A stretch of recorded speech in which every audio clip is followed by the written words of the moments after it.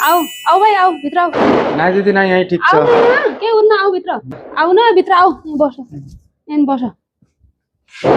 ए उठ उठ उठ उठ उठ कसलाई लिएर बसाउँछ त्यहाँनिर उठ उठ को यो तैँले कहाँबाट लिएर यसलाई बिचारो भाइ पर रोडमा एक्लै बसिरहेको छ मैले दया लागेर बोलाएर ल्याउँ मेरो घरमा यस्तै दया मान्नेले जो रोडमा भेटायो त्यही लिएर आउने ए भाइ नाम के हो तेरो मनी परियार हो दाइ ए बाहिर जा बाहिर गेट आउट तैँले मेरो घरमा घुस्ने आँट कसरी गरिस् ठकुरीको घर हो यो ठकुरीको बुझिस् जा बाहिर जा बाहिर जा बाहिर जा क्या भयो हजुर कन सानो ठुलो जात भने के हो के ठकुरी दलित भने के हो काटेज रगत एउटै आउँछ यो जमानामा आएर भने जातवादको कुरा गर्छ त